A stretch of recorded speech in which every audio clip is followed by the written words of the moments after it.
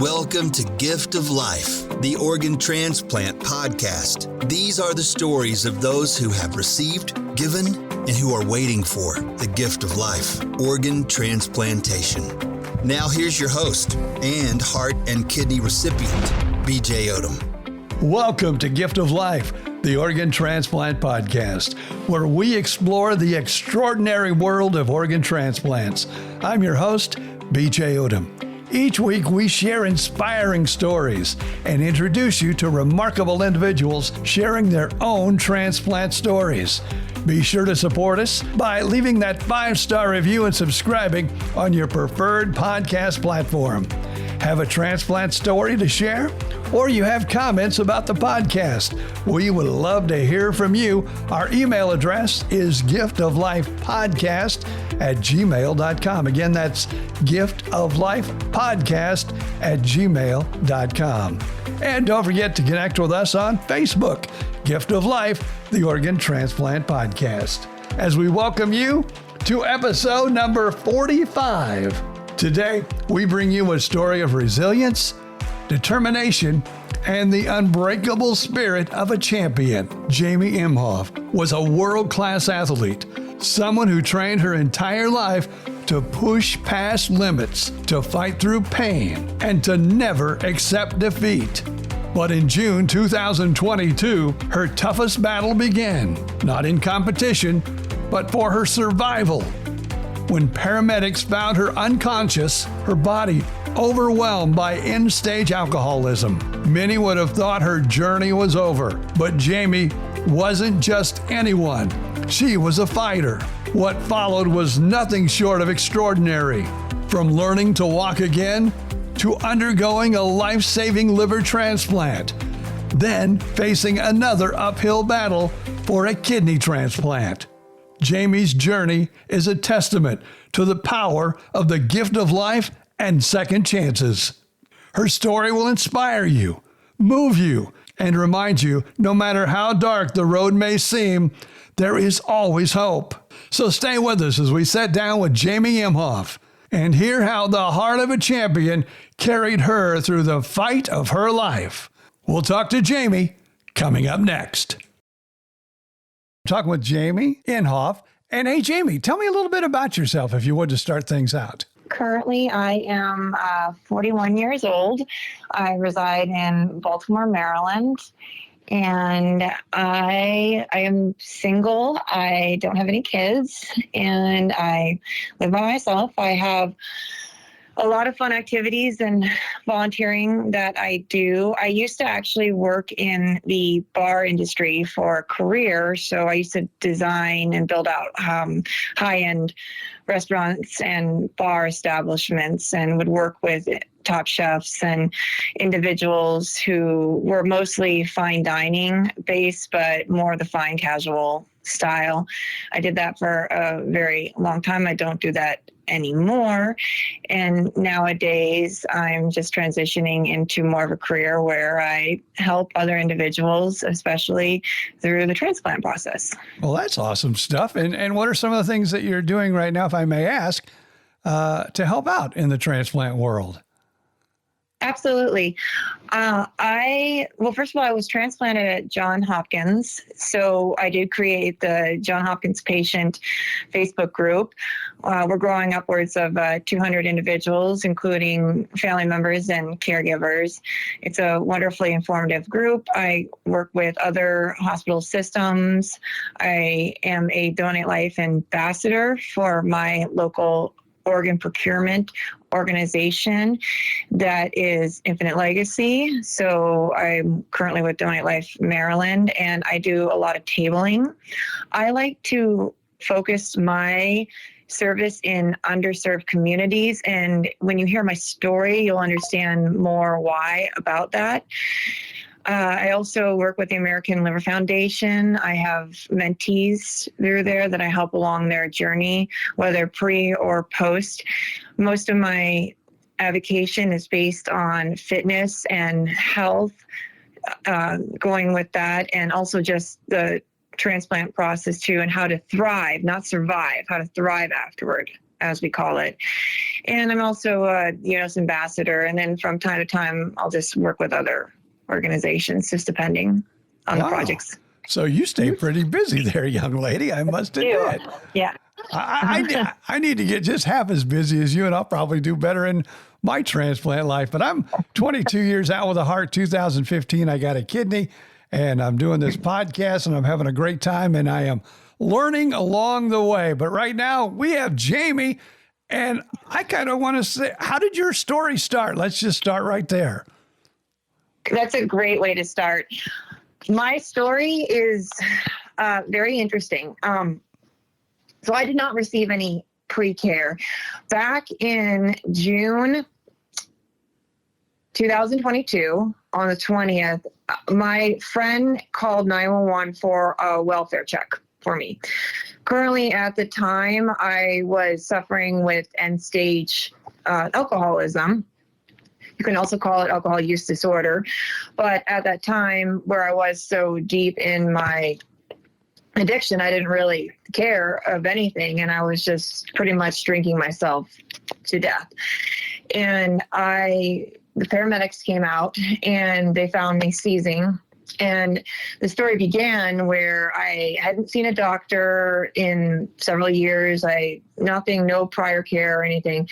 And I was brought, thankfully, to Johns Hopkins Bayview Hospital. So that's a satellite location of Johns Hopkins. In my story, it was imperative for whatever reason that they decided that they took me to that system. There's plenty of other ERs, actually ones that were closer to where I was living, but somehow they diverted my case to Hopkins Bayview, and I'm only here because of that today. And why is that? Maybe explain a little bit why that is. So absolutely. So when I came in to Bayview, I was able to speak a few words, and then automatically it was apparent, because I was completely yellow, and it was impaired. That was definitely in liver failure. It was cirrhosis. But when they started running the tests, they noticed my white blood count was really insanely high. And then from there, they incubated me the next day. And that's where the process began. I don't remember any of this time. I was found the next day when the tests started coming back to be in multi-organ failure. My creatinine level was over 9. My liver counts were, bilirubin was in the 30s. Everything was off the charts. My heart was failing. I was having trouble breathing. And then as the infection reports came back, it came back with just everything. E. coli, I was in septic shock, where they had to put me on vasopressors right away to control the heart, to keep it.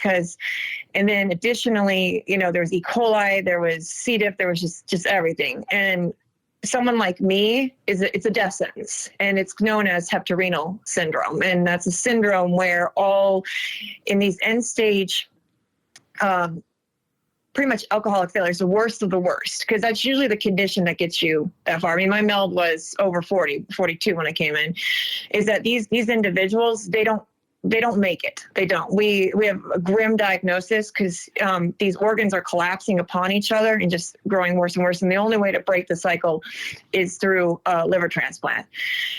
So individuals like me, they usually just leave us to pass. And that was actually the call that when they figured out who I was through my ID, they called my parents and told them to get on a plane, because they were going to have to bury their child, because I was not going to make it. However, being that Bayview is in the Hopkins system, they actually decided to treat me.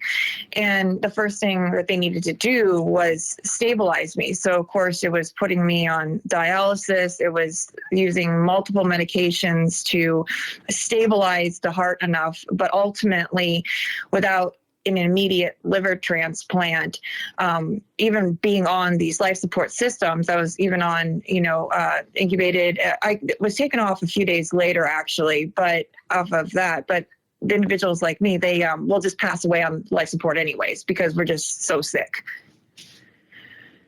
So about 2 weeks into the stay there, the thing was, I wasn't even a candidate for liver transplant because not only was I still raging with these infections like the MRSA and the just everything, CMV came in the picture, was that but first they had to see if they could even get bypass that. And frankly, the fact whether I stayed awake every day. So every day, they come in and I was still there. I would respond occasionally, but then most of the time I was out. And the fact that they could still continue to do dialysis around when my parents came out here and a plan was presented over at the satellite location, then rumor got around to Hopkins, Maine, to a gentleman named Andrew Cameron. And Andrew Cameron is infamous in the United States for breaking what is known as the 6-month rule for liver transplant. So as we go back to a hepatorenal diagnosis, especially if it's type 1 like myself, usually the prognosis for us is a passing away, an expiration within 2 to 3 weeks. And when it comes to liver transplant, back then, this was in 2022, most hospitals in the nation still wanted anybody who came in with a diagnosis strictly of alcoholic use disorder to have 6 months of sobriety prior to being even considered along the lines, even being able to join into a program to begin transplant testing. Now, several years ago, Dr. Cameron teamed up with NIH to prove that why do we even have this rule? Because this rule, there's no scientific basis to this rule. And the idea that it exists is not even a rule. It's not even written in UNOS guidelines. There's nothing out there. But the idea and the stigma that still lingers is that if an individual has 6 months of sobriety, then they're going to be more likely to stay sober. Well, anybody in the recovery community knows that sobriety has no basis. Every single day is an individual's choice. Someone could quit tomorrow and stay sober for 30 years. Someone could, quit for 10 years and go out in one day. So there's no science to this whatsoever. So he set forth with this program called the Delta program and a grant from NIH to take on individuals like myself before 6 months. And usually it's individuals who don't have it. I didn't have 6 months to live. And that's what we call it. And they take them and we transplant them. And then in a comprehensive program, I was tracked. And so we track them, give them some therapy that I can talk more about that later, but we studied the results. And then over time, not only did the results come out that it was equal to other studies that had done prior of people who had waited 6 months and then were transplanted to see the relapse rates. We actually bypassed the relapse rates. And by 2 years out of our sobriety, we've held some of the highest non-relapse rates in the nation. So thus proving that there's no reason for having this criteria out there, period, other than leftover stigma. Okay. Yeah. So when he heard about my case over at Bayview, and this was about we're about a month now, and I still held on through all of this. And I was in a very dark place. We could talk about that more later. I don't really know if I was here or somewhere else, but there is a lot of stories that I remember from there. But in the end, that in order to be considered at Hopkins, Maine, of course, I still had to be transported. And that's the hardest problem with individuals like myself that are on multiple life support systems, is that we have to be taken off and to be moved. And then eventually it was actually about 28 days over there in the middle of the night, they moved me to the main hospital where we started to begin the evaluations for liver transplant. So I wasn't still considered then at all. And actually I was initially denied in the very beginning, even by Hopkins, just because we didn't have a strong enough support system. So my family had to present an even stronger one. And then a week later, they still finally accepted me because that is one of their criteria for us, is to have a very strong support system. But so I was moved over there and arrived at Hopkins, Maine. So that's about a month after. I'm still hanging on.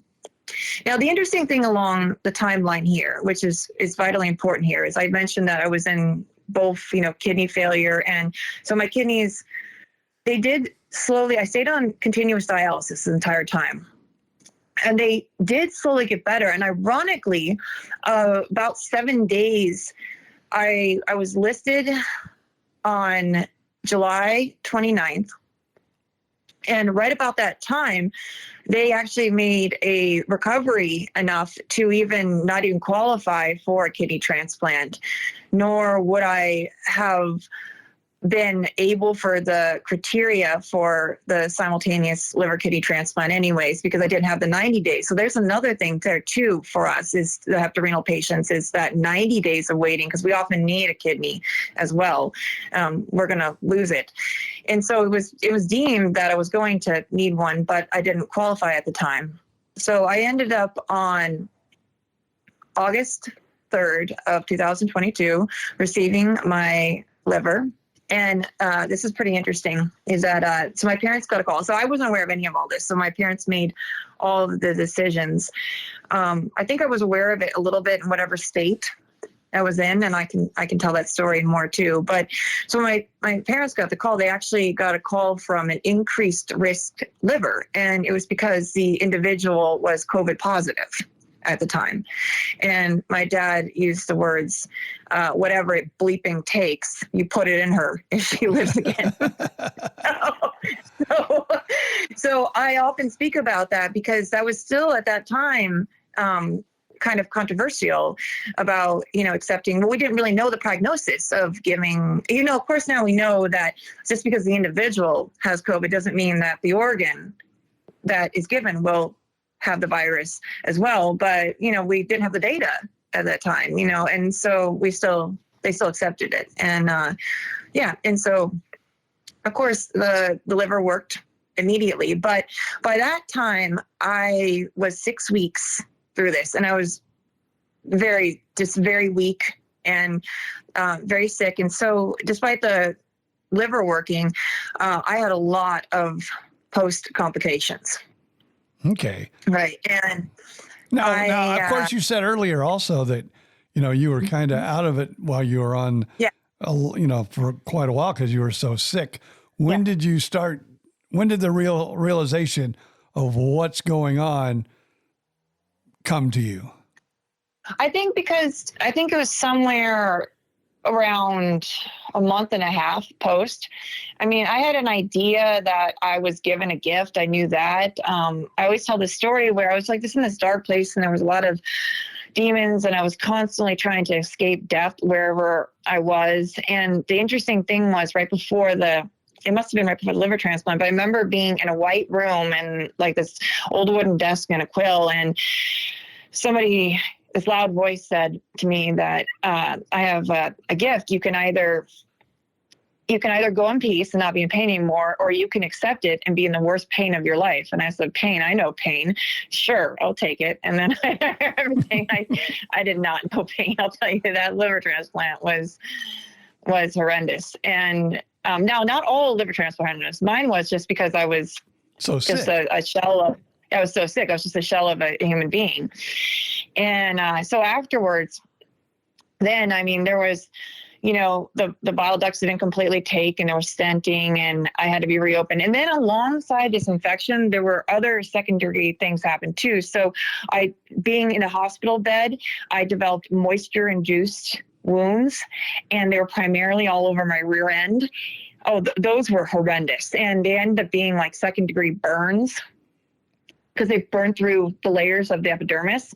In fact, the burn unit came down at Hopkins and they're like, oh, we love this case.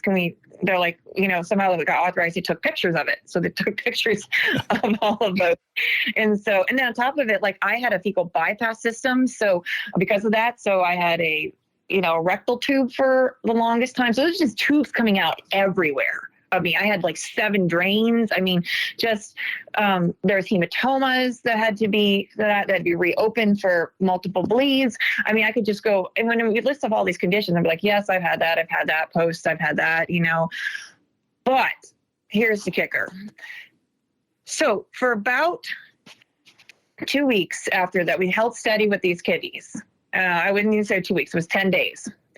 And then the infections reemerged, and so did E. coli, and so did, an MSA came back again and everything. And so back to the hardcore antivirals like vancomycin and the IT team coming around all the time again. And then one day, I'm not certain what had happened exactly on there, but it took about, one day it began and took 2 days. My kidneys just collapsed and they were done. That was it.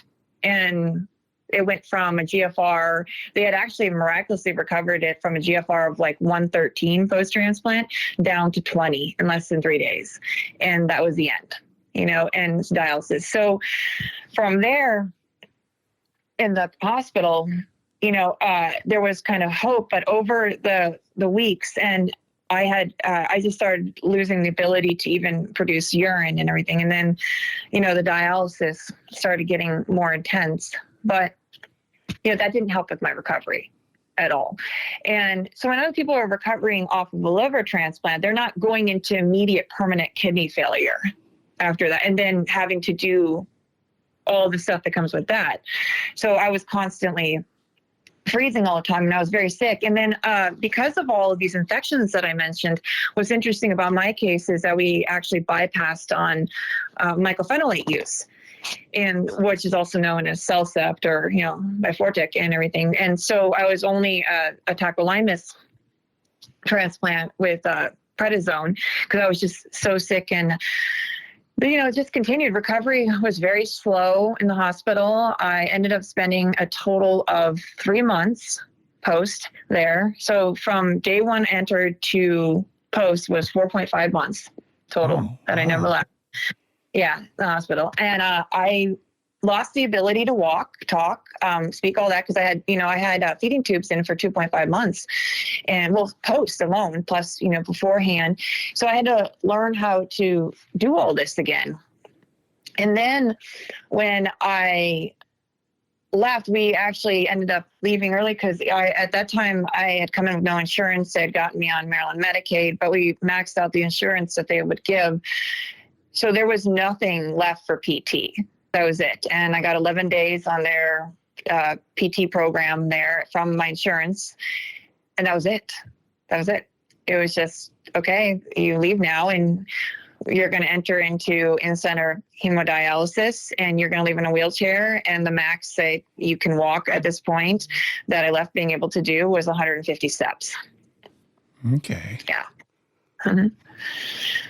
So we, I didn't have a place to go here, and because I lost the condo that I was staying in, we didn't have lounging. My dad flew out here after that point, and we ended up starting at the cancer house over here while we looked around on what to do, because we didn't know what to do. I mean, I needed a kidney transplant at that point. And so, but it's not that simple. You can't just get a kidney transplant afterwards. Yeah. I'm still just a regular kidney patient, Now the good thing is after a liver, if you don't receive this kidney with the liver, that had circumstances been a little bit different, I would have, but we get to qualify at that point for something known as a safety net kidney transplant.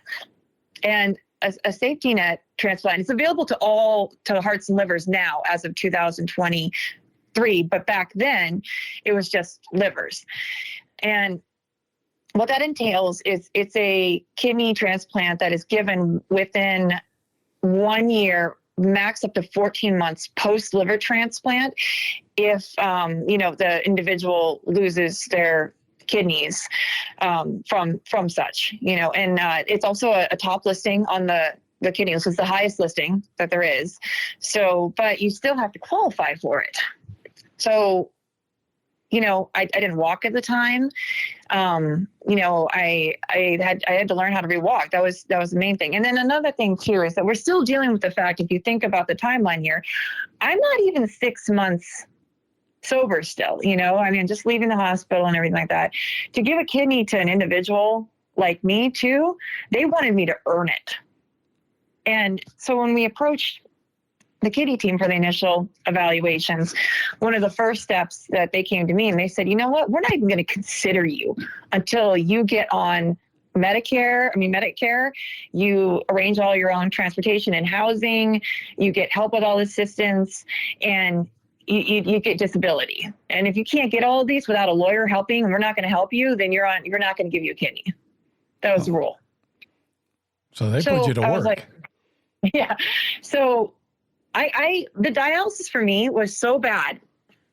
So I went from, I was actually blood pressure dependent still post liver transplant. So it was an alternating thing between Metropolo and then during the dialysis sessions, because I had no urine production. So I'm on extreme fluid restrictions every day. And this doesn't help with healing.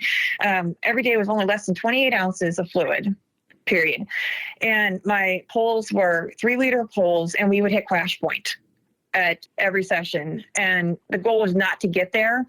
And I would do all of these tricks and everything. And I was actually Midodrine dependent on it. So 2/3 of the way I finally started using Midodrine to even get through dialysis sessions. And I never missed a wet weight or dry weight and everything. But that was doing that, and then being on all of the medications post, liver transplant, plus trying to heal and everything. The thirst was unreal. And that dialysis, it just left me weaker and weaker and weaker while I'm trying to figure out how to get stronger. So imagine coming out of here. At this point, we had moved to the medical hotel over here. So we're about month 4 here. And it's brutally cold in the middle of the winter. I have to use wheelchair transplant assistance, be left out in the cold. And because I'm on Medicaid still, as we're making the Medicare, I had to do what was known as like inner city dialysis. And I want to tell you guys, like inner city Baltimore dialysis is through, and I will say this on this show for Cindy and Davida, it's horrendous, and, the patient support is terrible. The clinic I got, because you don't get to pick the clinic, was in, an area where it wasn't, there were shootings right outside the clinic while we were on dialysis, to be honest with you. And, there's security guards that have to be around it, for example. And we're talking armed security guards. And, I ended up getting very close to the individuals who were there because we really looked out for one another. But, they would take these patients and if you were done, they just dumped them outside, and if you're not out by 5 in the clinic and they're waiting and everyone's on, some kind of assisted transportation through heart to heart or whatever, you're waiting in the brutal cold and the dark and everything, and you're all alone, and we had each other, to go through that. And, those memories still to this day, like haunt me, because when I came into that clinic, I was the only one on track of that clinic. First of all, I was actually the only white individual there, and not that it matters or anything, but there was this kind of disconnect with me and the other patients for a while until I started joking around with them and we developed friendships. But most of those individuals had no access to transplant, and the word transplant wasn't even allowed to be said there.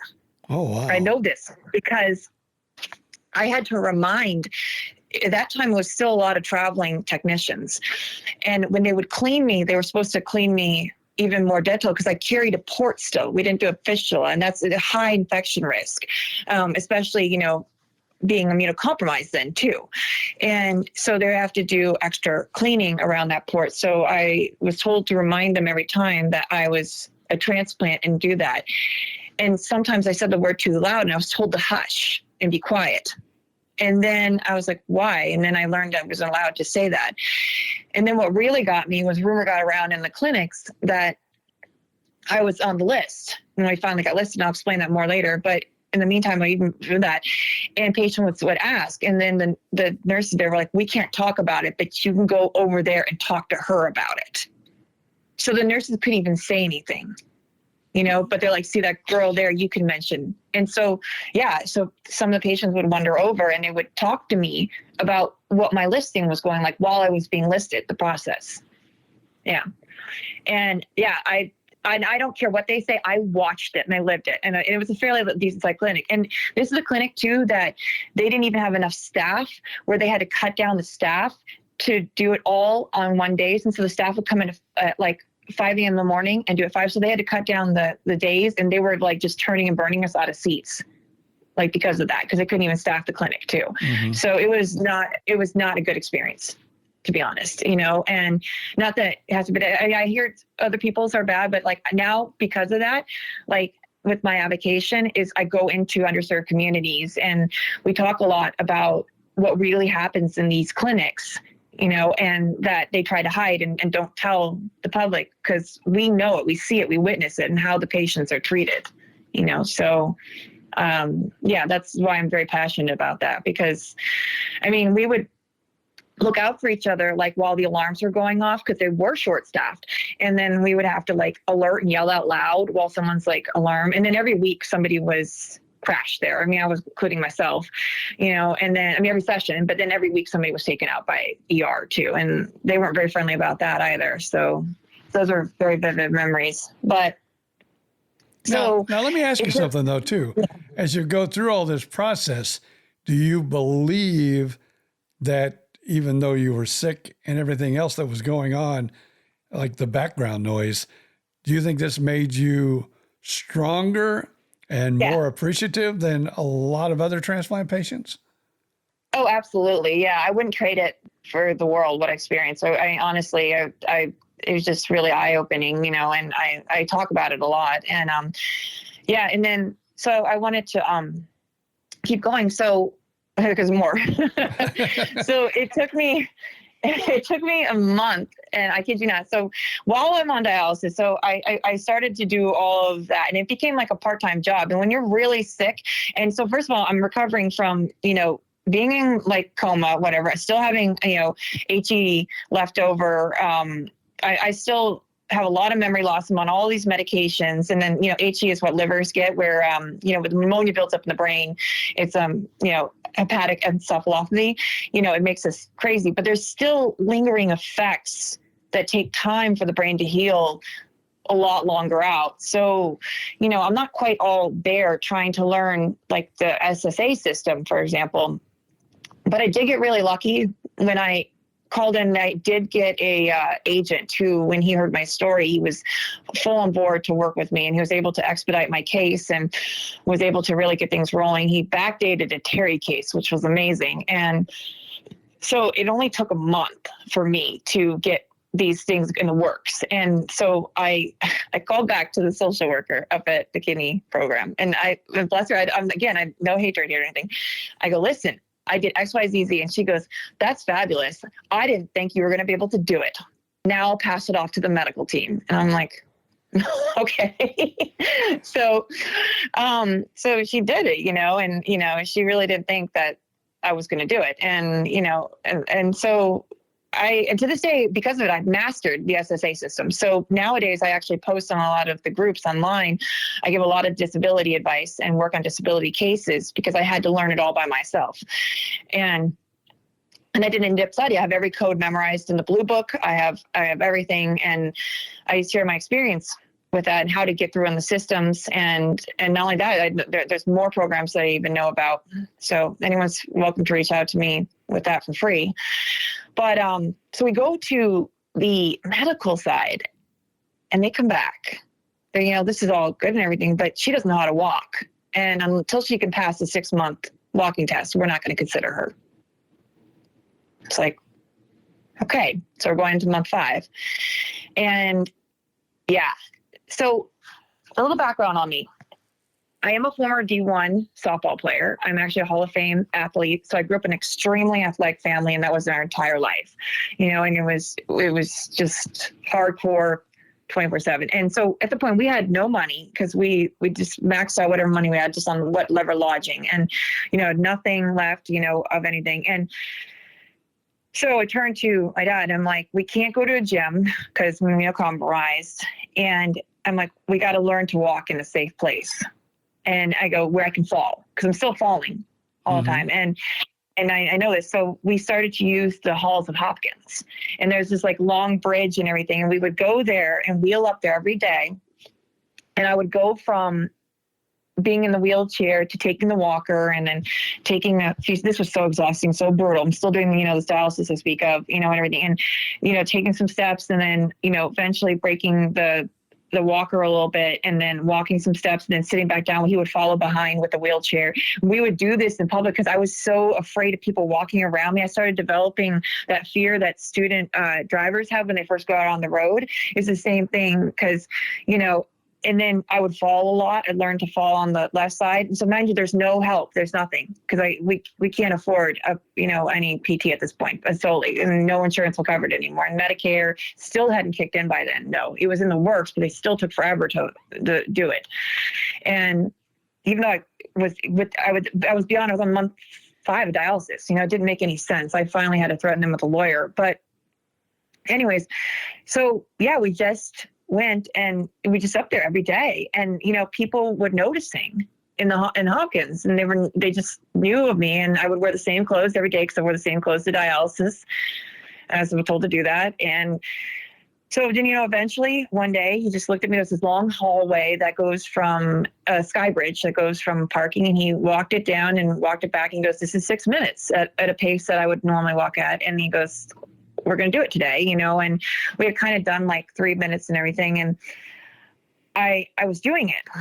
And then this woman stopped me, and she goes, "Oh my gosh, you're walking today." She goes, "You see that office down there? All these offices had bets on when you were going to walk again." And I go, "Oh my God." And I was really mad at her. I was like, "Can you just get away from me?" Because I didn't want people near me, because I couldn't turn very well. Because, I'm still, my liver, this liver transplant, my liver was 2.5 times the size when they took it out. It was as I said, it was a bloody mess. I required an entire body of blood transfusions for mine, and, it was pretty brutal surgery. And, so I don't turn easily. I don't move very well. And I'm just focused on counting my steps in front of me. But so we did that, and we practiced 2 more times. And then I remember the funny thing was I went in for my liver appointment, and our offices are the same post for like kidney and liver. And my liver coordinators were like, Gina, if you bring that wheelchair, they're like, "I don't care, whatever it takes." She goes, "If you have to take whatever amount of painkillers or coffee that morning or whatever it does to handle it," because I was still on tramadol every day too. She goes, "Don't bring that wheelchair anywhere near the kidney."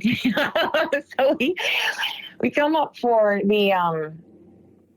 the day, and so we go through the initial evaluation, and then we come up for the day to do the walking test. I'll never forget this. And so we leave the wheelchair hidden like on the first floor somewhere, and it's just enough to get up the elevator onto the 4th floor and then sit down to pretend I'm not like dying here still, because and I still have to do this test. I'm sitting in the exam room, and woman comes in, and she's like, "Okay, we're gonna have to get this blood drawn, the genetic blood testing and everything." And then I look at her, and I remember Wendy, and I go, "Okay, so let's go do this 6-minute walking test." And she goes, "Well, do you think you need it?" And I go, "Well, you told me I needed it." And she goes, "No, we've all heard about your walking here at Hopkins. Everybody knows about it, And she goes, "No, we'll bypass. You're fine. You don't need to do the walking test." And I'm like, "Are you freaking kidding me?" So I did not, because that story got around. Yeah, they didn't make me do the walking test and everything. And so that was pretty fabulous. So, but then insurance came back. And so still again on Medicaid. So during this whole process, there's mandatory testing that have to come in for us, like a colonoscopy, for example. And I didn't need to do that actually, but our insurance wanted the gynecology side of it. And neither team cared because they were going to bypass that at that point. They said, whatever, she can go and deal with that later, but the insurance wanted it. So we go get a pap smear done. So mind you, I kid you not, I just did this insurance. I just did, the walking, still working on me. And then a pap smear comes back with abnormal cells. And I'm like, okay. All right. And they're not just abnormal, they're H16 and H18 HPV cells. And then if anybody knows what that is, that's human papillomavirus. Okay. Now, historically with females and kidney transplants is before, back in the day, like maybe about, 10, 15 years ago, when a female tested positive for this. And this is a very common virus that, most of the population has. Unfortunately, when we're immunosuppressed, we don't repress the virus. And it's very difficult to treat on immunosuppression. So normally a woman would have to have a hysterectomy before that. Of course, I wouldn't qualify for hysterectomy because there's no major surgeries allowed in the first year post-liver transplant, except for, ones like a kidney, like this one, and so for that, at least we had to get rid of them. So I go back and, time's ticking here, with that year thing we're talking about. And I was starting to get like really frantic and panicking because I'm like, okay, what now? What's the next thing? What's the next thing that's going, what if this is cancer? What if this is cancer? I don't have 3 to 5 years on this dialysis. I don't, and I don't have much family either, to be doing part of the living donor thing. I'm just getting pretty hopeless. But when they tested positive, they're like, well, you need to take care of this. We can't get you in for the next exam, which is a colpo to biopsy it for like a month and a half, because they don't do emergency colpos. You just don't do it. There's no reason for it. So I walk out of this and I'm like, a month and a half? Well, then what if they still have to treat it? Was it going to be like 5 months? And so I was like, what the hell am I going to do now? What am I going to do now with this one? And I remember walking across that same sky bridge and I said, Planned Parenthood. This is a hilarious story. So I called down to Planned Parenthood and I literally stopped him. I'm like, I need an emergency. I supported you forever, women's rights. And I'm like, I need an emergency colpo. Can you make this happen? Or I can't get a kidney transplant and I'm going to die. And they're like, oh my God. They go, okay, we can get you into this clinic in a month, that's a good, hour away. And I'm like, we'll take it, whatever. The next day I get a call back within 24 hours. They go, listen, I don't know what they told you, but we're going to open the Baltimore clinic for you next week and we're going to do it there for you. And I go, thank you so much. So yeah, so they did the thing, but they don't normally schedule colpos. They did it the next week and we were able to get that in soon. So of course, they were able to come back and see all the regions of the cells down on the cervix, which required a leap next. And then since that's a different department at Hopkins, and that's where they go off and they electrocauterize off the cells. And so mind you, still on dialysis, still learning to walk, still not eating very well, still sick as can be from the medications, still, recovering from a liver transplant. We had to go into this procedure. Okay. And so we go and get that one done. This is now late December. And, we have to wait for the biopsy results. At that point, my liver doctors, the team interceded, and they made sure from normally biopsies couldn't take like 2 to 4 weeks. They pressed the lab to get the biopsies back sooner to make sure that everything had been burnt off. So they were able to intervene because it became like kind of a fan favorite there, and everyone started really rooting for me since like all of these teams had been involved and so many doctors is insane, not even that. The nursing staff was incredible, just everybody down to, the people who checked you in, everybody knew me and they still know me to this day. And so then that came back clean finally. And I was like, okay, let's get listed. All right. So we get listed late January. All right. Got listed. I actually got the call 2 days after listing. Oh, okay. Wow. Because that's how quick this call came in. So we're all ready to go. And like, everyone's excited, we come in, they're like, she's getting her kidney. We've watched her through this journey. This is kid, we're all rooting for her, and, been sober. I can talk about more about that. Mind you, I'm still doing therapy too at the same time through Zoom with a therapy through the Delta program. So I have to do that as well and deal with we can talk about the, dealing with sobriety as well. So we're sobering up still too, and coming off of that. And no drink or anything. And so go in there and this kidney is all set to go. And I remember that day and like, we're all excited and was there.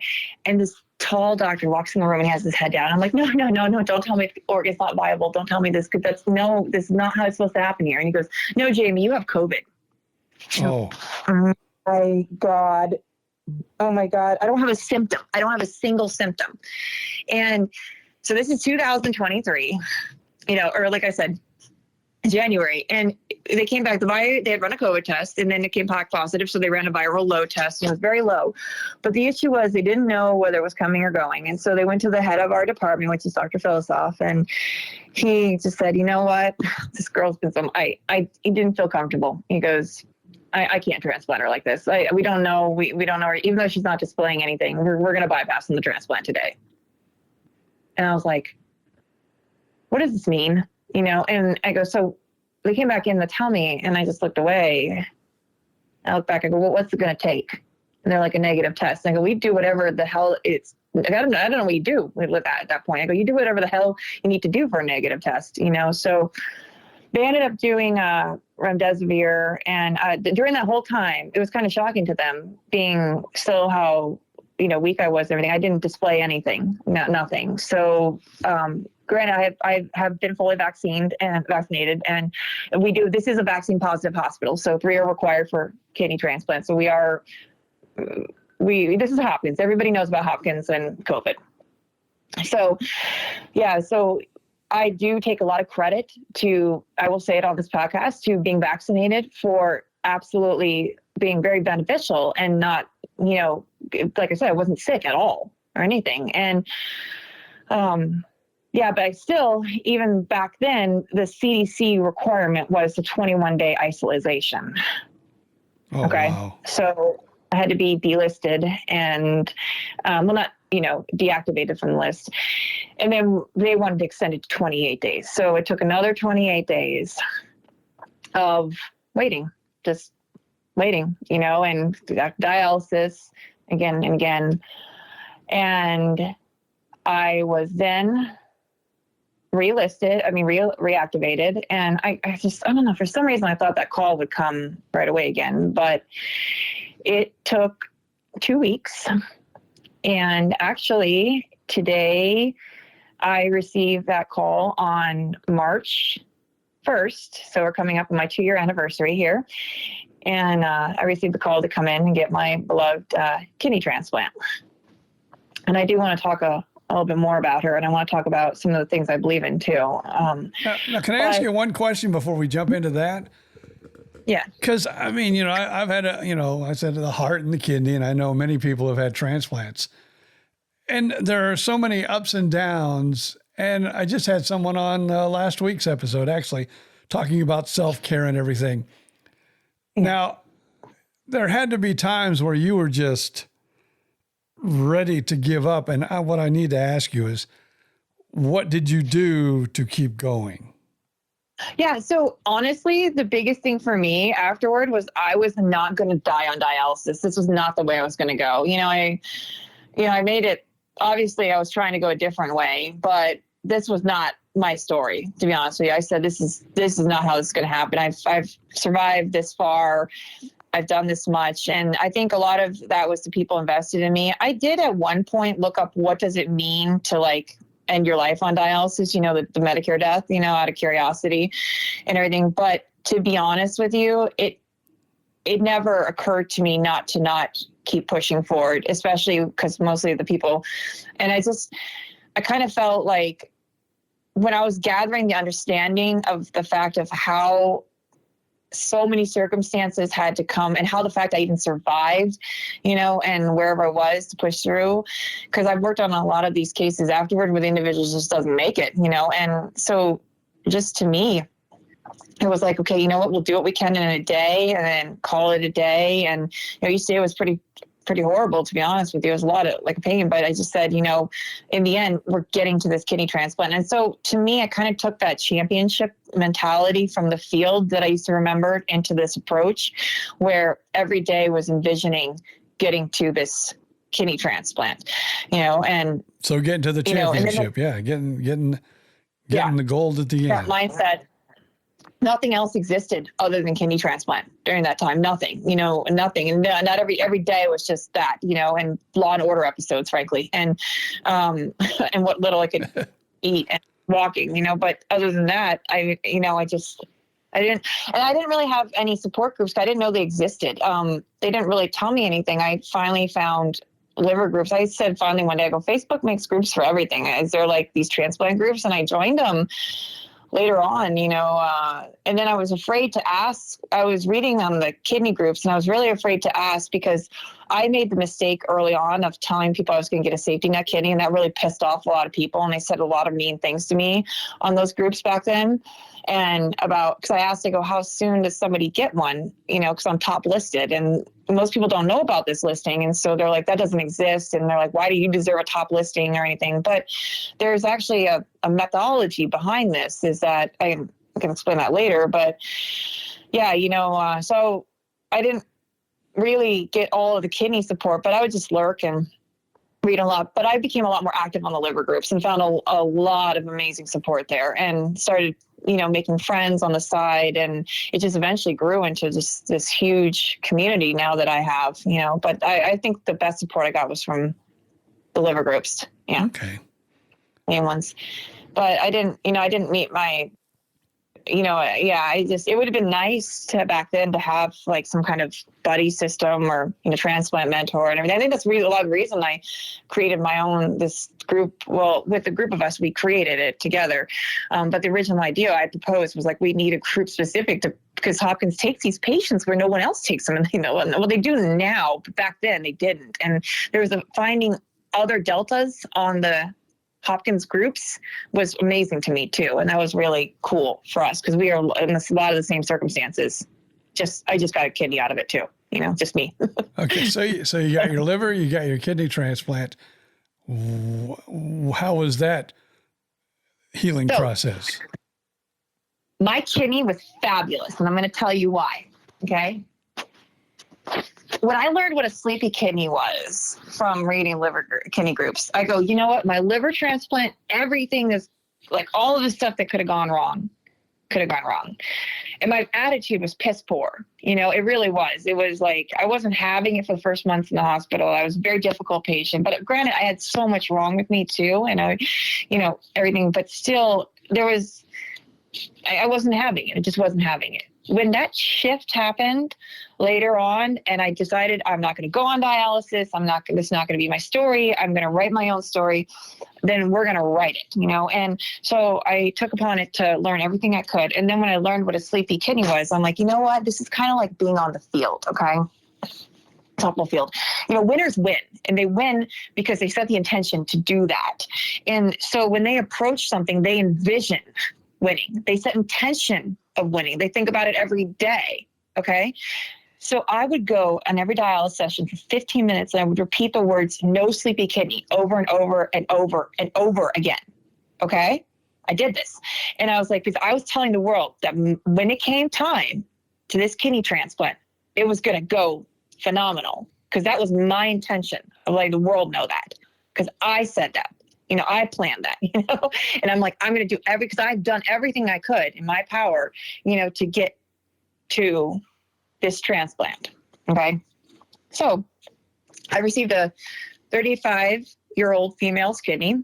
I do not know who she is. I have written and everything. I did give her a nickname. Her name is Kiki. So I would like to refer to the organs too by the names that I give them. So my beloved Kiki, when inserted on me, turned on instantaneously on the table. This girl, she went to work. She produced so much urine that when the liver team asked about the kidney, Dr. Philosoph, so not only did I get the chief of surgery for liver, I got the director of surgery for the kidney. He did the kidney transplant. He wrote back, she produced 7 liters in less than 72 hours of urine. That's all he wrote, an indication that that was a fabulous kidney, was the amount of urine. And it was so insane. I went from no urine production to, it was so bad because my bladder was decompressed and everything. And so this girl's just popped. I had to be on drips for the first several days just to replenish the nutrients, because she was just burning through nutrients and everything. And it was just shocking how well. And so, instantaneously, with this drop from where it took less than 3 days to get to, 1, and from there, it stayed like this, and it was like this connection, almost like I had wanted her so bad, and I'd done the work so much for her, and that she was just so, and I never doubted it. I was still saying the word sleepy kidney until they told me to shut up, in the OR, I was still doing that upward because it was going to be that way. And it did, and I speak a lot about that, about envisionment and intention work and goal setting, and then from there began the next thing was, okay, well, I can do 6 minutes walking, but that's still about, what I can do. I can't get to a grocery store yet. I can't, there's a lot of things. And I go, this is not how life is going to be. I didn't work this hard to have limits afterward. And I go, we're going to live a life with no limits. And that's where it really began. Okay. So the first month post kidney transplant was a little bit difficult because of the bladder. So I was married to a toilet, and till then there's nothing I could do. I mean, you could take the meds like oxybutane and everything, but still the bladder just needs time to learn to be a bladder again. Mm-hmm. And this takes time. And so from there, I decided my caregiver they actually left after a month. I was married to a contract here. So I decided to contract to get a kidney here. That had been in the area for a while. And so I got a little apartment over here. I had to live with someone still. So I ended up rooming with one of the kidney genetic technicians. I didn't even know about her. It was hilarious too. I was like, everything just seemed to fall into place, when you turned yourself over. And it did, to the process, to the magic, as I call it. And then, ironically, during surgery, I didn't have anyone by so 2 transplants, I had no one by my bedside from my family because my grandma passed away. So she actually passed the hour I received the call, which is crazy. It's like she knew too. And so they were all by her bedside in Wisconsin. But, she left, my financial stuff that covered the burden that we had taken on, that occurred and everything. And, a lot of this magic happened. And I'm like, so what's next here? I'm like, well, I want to get my strength back. And, losing the ability to walk was so terrifying. I said, I'm never, ever going to go through this again, and the ability to not even be able to lift up your legs. You can't even feel your legs and everything. And that's what it was like for a while post-transplant, not even able to stand up. I was tacky, I was orthostatic, I was everything. It was just crazy. But I go, we got to retrain this heart. We got to retrain these lungs and everything. And then I began my walking journey. So it's literally like Forrest Gump, okay, in the movie. You know how he just goes to start running miles and he just never stops in the cross country? I did the same thing, walking too. So every day I would just gain more and more and more and start tracking it. I will tell you, in 2023, I did 1,200 miles that year alone. Last year, I did 2,456 miles. Okay. 5 miles is my bare minimum every day. Well, I might need to sign you up as a coach. Yeah. And then I did stairs. And so I took a lot of the techniques that I use and I said, because I go, what limits us really, honestly, And so what I've spent now on these last 2 years is through fitness is showing that, what limits us really post-transplant is fear, to be honest with you. There's a lot of things that can be worked through, but I think a lot of it is the idea of, looking around is to overcome a little bit about, well, how much can you really do on a transplanted organ and what can, what's available. And when you do your homework and you start incorporating a plan, I will say one thing, that recovery does take twice as long, in my opinion, from working out. But I really make sure that fitness is always a priority too. And yeah, so that's something I'm really big into. And I really spent that so we're 7 months post. And then from that year on, just regaining strength, which did take a long time. And it wasn't easy either. I had to learn. I would practice on stairs down at the park all the time, stairs in the house, and, all kinds of things. Yeah. Oh man, I forget who it was that told me, they said, this lady has an awesome story. You need to talk to her. And I'm so happy we did, because it was quite a battle and you're quite a warrior, and nothing but great success to follow now. Well, I just want to talk about post-transplant life. So I am a dual donor recipient. My program is very unique. We never went back on mycophenolate. I was supposed to. That was bypassed. My kidney was thymo-induced. So my program is only 10% of total transplants out there on a program like me. I advocate intensely for mine. We were able to get off all medications. So everything like blood pressure medications, anything. My cholesterol was out of control. I brought it down naturally through diet. That took a year afterward. Nowadays, because I don't want people walking around thinking that like all transplants are on all these medications. I take Invarsis once a day, a small amount. My trough level is now only to be 5. There's actually the possibility to be even lower in the future. We're watching closely because, again, this kidney has displayed no signs of rejection of any kind. She's been perfect. It's insane, and this is very unpredictable for this. I got down to 2.5 prednisone because I am very reactive on prednisone. I get Cushing's syndrome, and it was a lot of avocation to do that, and we've done well. It's over a year now on that, and now we're going on to, moving into year 3 now. We need to watch and keep seeing, but we're not, I don't qualify for any cell-free DNA testing. So, right now when I did the Invarsis switch a year ago, it was down, it went from an average of 1.1 to 1.3 now to solid 1. So I do advocate for, that time-released tacrolimus. But other than that, I take aspirin.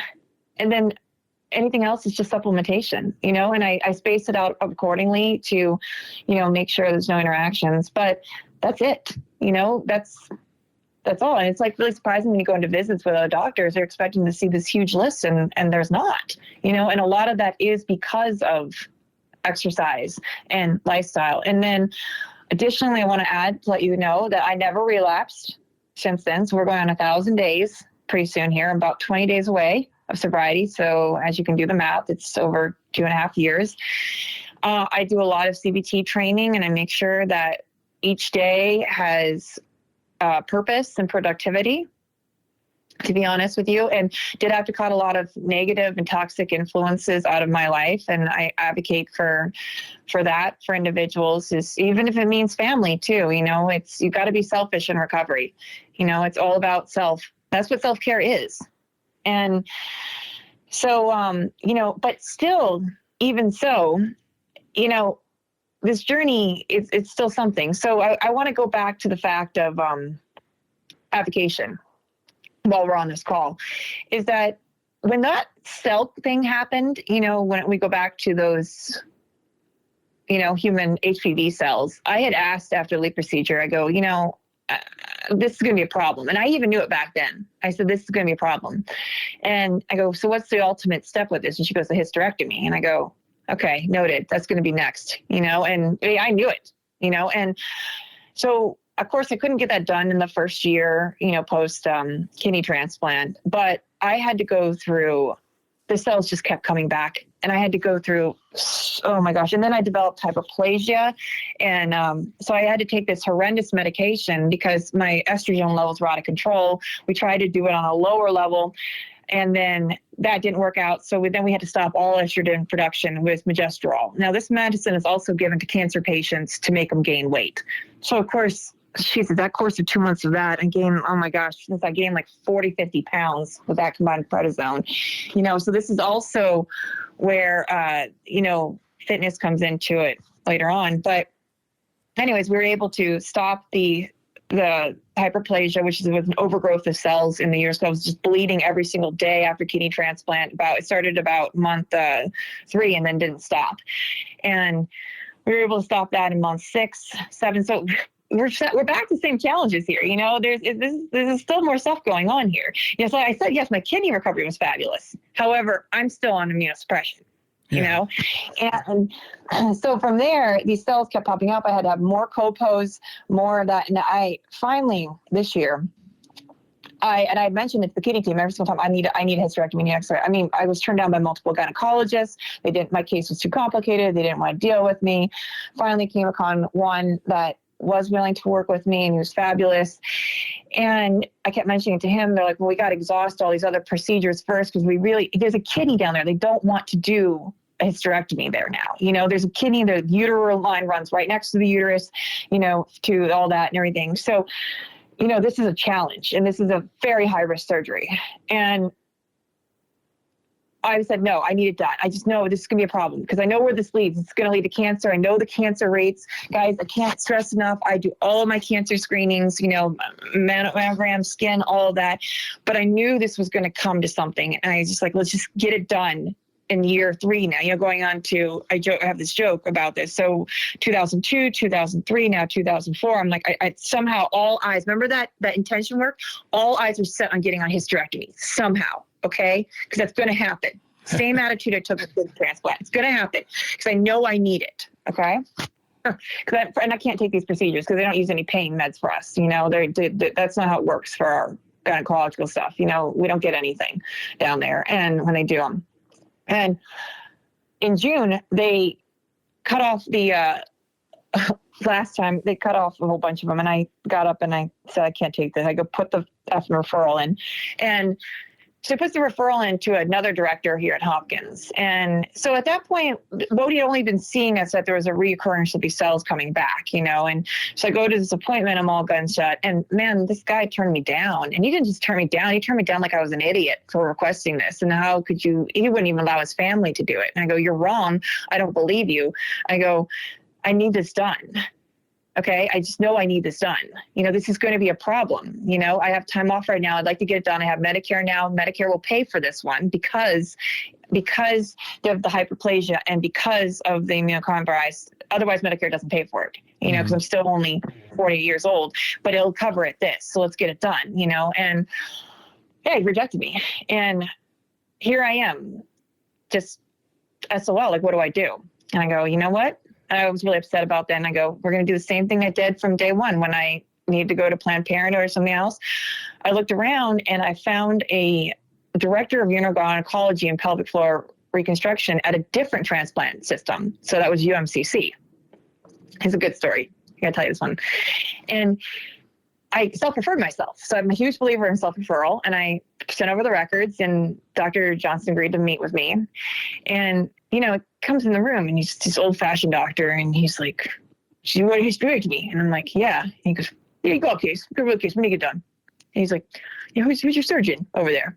And I go, "Well, Dr. Felsop did my kidney." He goes, "Oh yeah." He's like, "No, yeah, I'm going to dinner with him on Friday night. Mind if we talk about your anatomy and everything?" I go, Who are you? I'm like, how did I not know about you? And because nowhere along the lines was this fabulous doctor over at UMCC who has done these hysterectomies specifically on female kidney transplants for 20 years. Okay. Plus, this guy is the creme de la creme. I had no idea. There's nowhere on his profile that says this, nothing, I just thought, if my issue seems to be the kidney being down there, it must be Euro something. So let's look at this, So I wander into this guy, right? So I go from one director that says I'm dumb for doing this to another one that says we need to do this. Let's do it immediately. And so we did it back in November last year. Well, pull everything out, biopsy the cervix. It turns out that it's actually become stage 1 cervical cancer.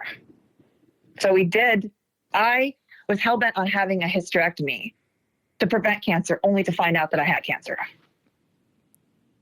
And now that's gone though, right? Yeah. So because of that being removed and everything, but I still had to see oncology, but I had listened in my heart of hearts when I knew through my education, through my advocation, had I listened, then just waited it out. Again, this could have progressed into stage 2. Actually, oncology said probably pretty rapidly because it's very hard to control this virus for us females. And he said it could have been a matter of months till it progressed into the uterus when it would have been stage 2. And then I would have required, additional things there. And he kind of looked at me in shock, like, wow, I can't even believe we got this right now. Without there actually being a cancer diagnosis, we found it. And so, yeah, so that was because we removed everything, got to keep the ovaries, but we were able to avoid that. But also because I stayed on top of everything, demanding that this get done.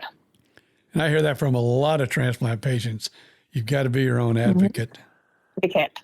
That's why I wanted to bring it up. Yeah. So in this journey post, you have to be your own advocate and stay on top of this. Like, you need to know your numbers. You need to know what your numbers mean. I have a separate spreadsheet where I track everything.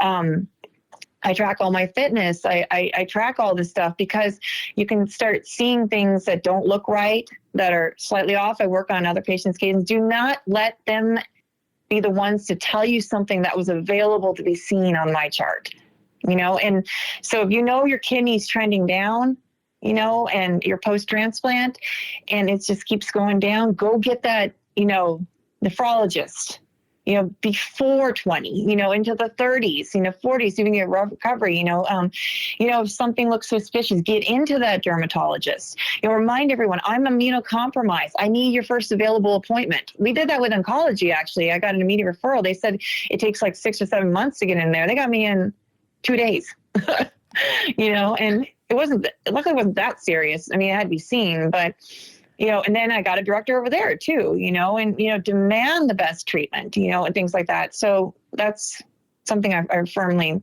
believe in. And it is something that is with you now for life. And by doing that and creating that energy around your gifts, whatever you receive, you're going to, it's noticeable. It'll be noticeable and present in all the actions and all the behavior that you carry forth. So that's just a huge piece of advice, and then get on Zooms, get on these groups and find individuals that, I'm just saying that the more you educate yourself, I knew what BK was before they had explained it to me. Granted, I have never tested positive for it. I'm well aware I can test positive anytime and everything, but I'm well aware of how it would work. I'm well aware of the treatment. I'm well aware of the risk. I'm well aware of everything to go with it. I'm well aware of what a UTI looks like for me, not to joke around with it. And I also learn a lot from other transplants. So because of that, I have a massive network of individuals that I know now and work with, and I work on their cases and I learn from them too, which benefits me as well in any kind of organ. So I'm really proud to call them my transplant family. Thank you, Jamie, for sharing your incredible story. And be sure to join us again next week for a new heartfelt episode of Gift of Life, the Organ Transplant Podcast. If you have a transplant story, email us at giftoflifepodcast@gmail.com. Again, that's giftoflifepodcast@gmail.com. Follow us on Facebook, and don't forget to like and share this episode, and we would appreciate that 5-star review on your favorite podcast platform. Also, don't forget you can join me for BJ and Bill, the podcast, as I team up with my old radio morning partner, and we just have a whole lot of fun. Big thank you to the folks that make this podcast possible. That's the Podcast Playground Network. Until next time, I'm BJ Odom. Thank you so much for being a part of our journey and reminding us all to appreciate each and every day, to treasure those second chances and the extraordinary gift of life.